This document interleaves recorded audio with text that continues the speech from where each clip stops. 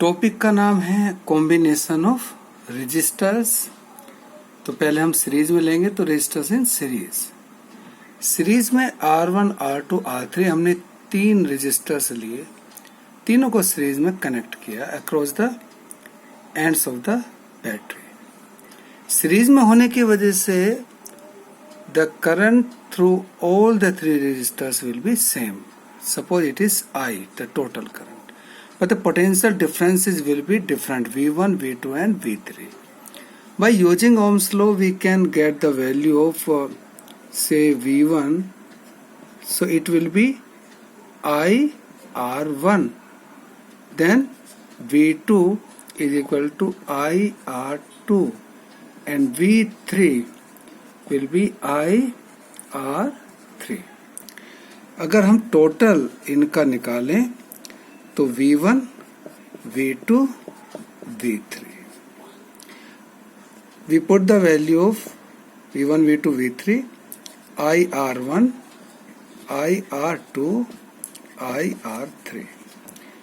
I यहाँ से हम कॉमन ले सकते हैं, so R1, R2, R3.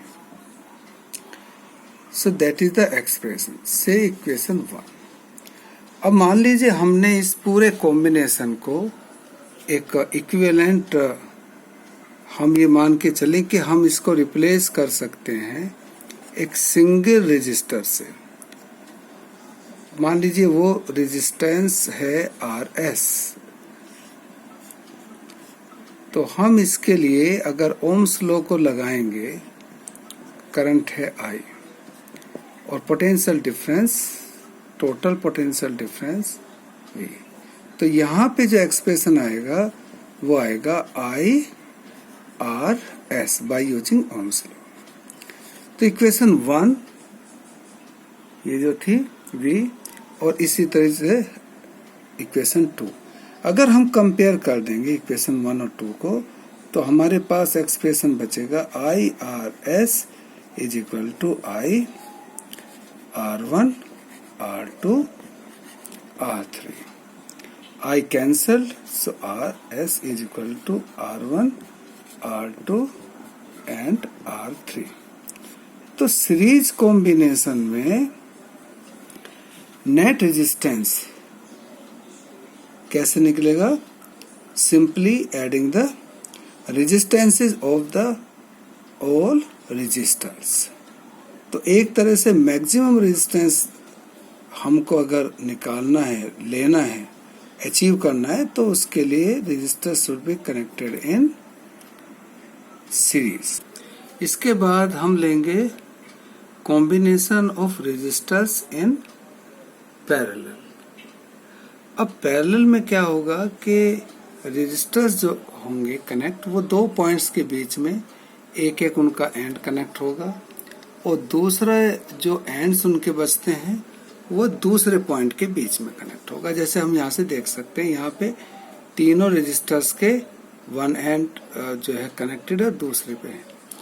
तो अगर सेम पॉइंट्स हैं रेजिस्टर्स के जिनके बीच वो कनेक्ट है, तो वो हम कह सकते हैं कि दे आर इन पैरेलल। अब यहाँ पे पोटेंशियल डिफरेंस मान लीजिए कैपिटल V अप्लाई किया है, the total current is I। तो इन ओम्स लॉ लगा के हम ये I1, I2, I3 हम इसमें यहाँ लिख सकते हैं कि I1 विल बी, जो वैल्यू है I1 की, obviously I1 will be equal to V upon R1, then I2 is equal to V upon R2. Similarly, I3 will be equal to V upon R3. So total of the 3 will be equal to the total current.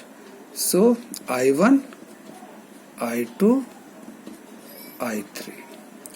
If we put the value, then it will be V upon R1, V upon R2, V upon R3.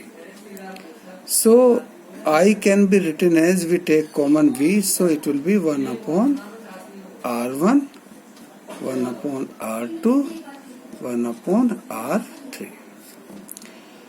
अब अगर मान लें कि जो equivalent resistance है parallel combination का वो Rp है, तो हम ये लिख सकते हैं कि ओम्स लॉ को लगा के V अपॉन Rp।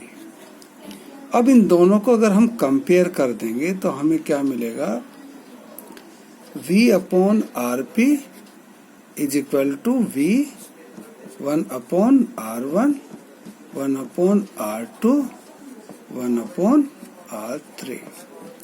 तो यहाँ से V कैंसिल हो जाएगा and it will be 1 upon Rp will be equal to R1, 1 upon R2, 1 upon R3।